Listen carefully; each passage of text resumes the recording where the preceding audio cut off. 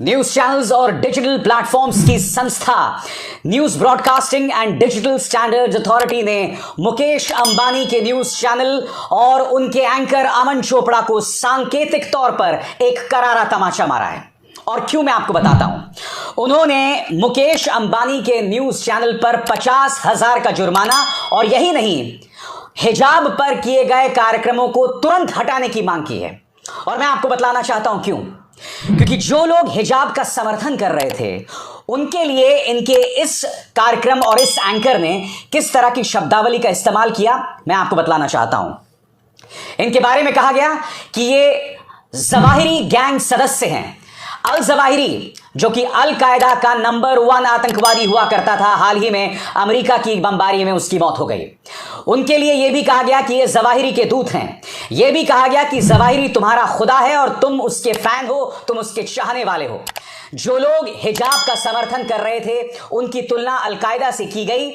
अल कायदा gang exposed, इस तरह के कार्यक्रम चलाए गए थे। दोस्तों, बात वहां नहीं रुकती। यह भी कहा गया हिजाब का फटा पोस्टर निकला अल कायदा। और यह भी दावा किया था न्यूज 18 के इस एंकर और इस कार्यक्रम ने कि हिजाब विवाद के पीछे दरअसल अल कायदा का हाथ था। News broadcasting and digital standards authority ने न सिर्फ उस कार्यक्रम को हटाने की बात की है, बल्कि उन्होंने 2-3 बातें और कही है जो मैं आपको बतलाने वाला हूं। उन्होंने कहा है कि ये जो कार्यक्रम चलाया गया था वो कोड ऑफ एथिक्स के खिलाफ है, यानी कि पत्रकारिता के जो भी पैमाने हैं उसका उल्लंघन करती है। उन्होंने यह भी कहा है कि बॉम्बे हाईकोर्ट का फैसला था Nilesh Navlakha and others versus union of India and others 2021 का यह फैसला था। और उस फैसले में साफ तौर पर कहा गया था कि एंकर को अपने दिमाग का इस्तेमाल करना चाहिए। जब भी कोई भड़काऊ बात कह रहा होता है तो उस पर काबू पाना चाहिए। आपको याद होगा, हाल ही में सुप्रीम कोर्ट ने भी कहा था कि जो भड़काऊ बयानबाजी है आप उस पर क्या कर रहे हैं। यह भी कहा गया था कि हमारे न्यूज चैनल्स दरअसल धीमा जहर हैं, जो अपने डिबेट्स के जरिए समाज के अंदर जहर फैला रहे हैं और उस जहर के जरिए मुसलमानों पर और माइनॉरिटीज पर नफरत साध रहे हैं, निशाना साध रहे हैं। News broadcasting and digital standards authority ने साफ तौर पर अपने फरमान में कहा है, उन्होंने कहा है कि जो कार्यक्रम इस एंकर ने चलाया और न्यूज 18 ने चलाया, उसने साफ तौर पर उल्लंघन किया है number 1 Nilesh Navlakha and others versus union of India case का और सुप्रीम कोर्ट के फरमान का। मगर मैं आज news broadcasting and digital standards authority से एक सवाल पूछना चाहता हूं। आप निशाने पर इस एंकर को ले रहे हैं। इत्तेफाकन ये वही एंकर है जिसने आज से कुछ दिनों पहले एक झूठा कार्यक्रम किया था। उसने ये कहा था कि जहांगीरपुरी में जो बुलडोजर चलाया गया था उसका बदला लेने के लिए अलवर में 300 साल पुराने मंदिर को तोड़ा गया, जबकि वो खबर सरासर झूठी थी। अलवर के पुराने मंदिर पर पहले ही बुलडोजर चल चुका था और इसके पीछे इजाजत थी उस नगर पालिका की जिसमें बीजेपी के सदस्य थे। मगर इसने झूठ बात कही। इसके खिलाफ राजस्थान सरकार ने FIR भी दर्ज की थी। यह आदमी बार बार इस तरह की हरकतें कर रहा है और अब news broadcasting and digital standards authority ने एक बार फिर इसके खिलाफ जो है फरमान जारी किया है। मैं आपको बतला दूं कि अब से कुछ दिनों पहले मैंने यह कार्यक्रम किया था जो इस वक्त आपके स्क्रीन पर है। कांग्रेस ने भी इस एंकर का बहिष्कार किया था। यानी कि ये वो आदमी है जो पत्रकारिता की शक्ल में इस तरह की दंगाई और भड़काऊ पत्रकारिता कर रहा है। मगर मैं कह रहा हूं कि बात सिर्फ इस एक पत्रकार की नहीं है। इसी चैनल में एक अन्य पत्रकार ने यह शो किया था जो आपके स्क्रीन पर है, हिजाब जिहाद बड़ा खुलासा। और यहां पर आप देख सकते हैं अल जवाहिरी की शक्ल है जो कि अल कायदा का आतंकवादी हुआ करता था। अब जो है उसे धमाके में उड़ा दिया गया है।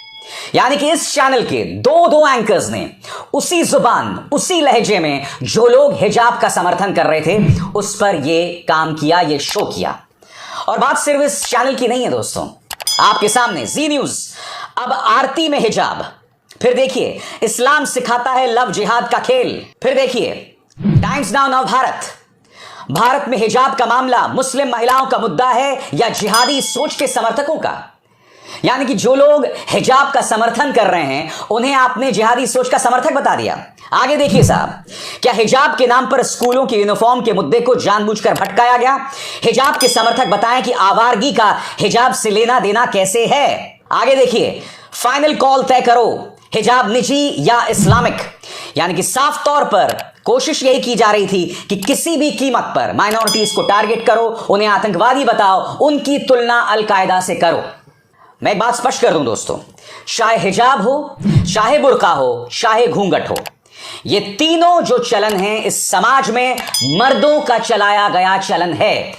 वो रूढ़िवादिता का प्रतीक हो सकता है, एक सक्रिय सोच यानी नैरो माइंडेडनेस का प्रतीक हो सकता है, मगर किसी भी कीमत में घूंघट को या हिजाब को या बुर्के को आतंकवाद से उसकी तुलना नहीं की जा सकती, मगर इन न्यूज चैनल्स ने किया है दोस्तों। आगे और मिसाल देखिए, हिजाब का ब्लूटूथ कनेक्शन, टाइम्स नाउ नव भारत। हिजाब अनलिमिटेड, हाय तौबा। राष्ट्रवाद से हिजाब समर्थकों को दिक्कत क्यों है? हिजाब पर हिंदुओं से ऐसा बदला, मंगलसूत्र उतरवा लिया। यानी कि हिजाब के जरिए जितने भी कार्यक्रम हुए, नंबर 1 वो भड़काऊ थे, माइनॉरिटीज की तुलना, और जो लोग हिजाब का समर्थन कर रहे थे उनकी तुलना आतंकवादियों से की गई, अलकायदा से की गई, और एक बार फिर समाज के अंदर हिंदू मुस्लिम तनाव पैदा करने की कोशिश की गई। ये चैनल्स ऐसा लगातार कर रहे हैं, ये वही किरदार हैं दोस्तों। मैं आज एक बड़ा दावा करने जा रहा हूं। 90 के दशक में रवांडा नाम के देश में रेडियो रवांडा हुआ करता था। उस रेडियो रवांडा में शराब के नशे में धुत लोग बैठ जाया करते थे और वहां की माइनॉरिटीज पर निशाना साधते थे, शराब के नशे में अनाप शनाप बकते थे।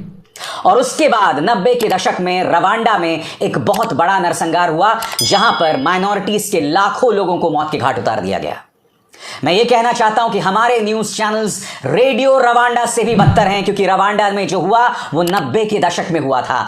भारत में जो हो रहा है वो साल 2022 में हो रहा है। ऐसे में आप मुझे बतलाइए, रवांडा तो एक छोटा सा देश था, मेरा भारत महान है, इतना बड़ा देश है, 130 करोड़ की आबादी है, और बावजूद उसके इतने बड़े पैमाने पर ये तमाम न्यूज चैनल्स अपनी नंगाई दिखा रहे हैं, अपना कचरा परोस रहे हैं, और ये कचरा हमारे बच्चों के नसों में जो है वो डाला जा रहा है।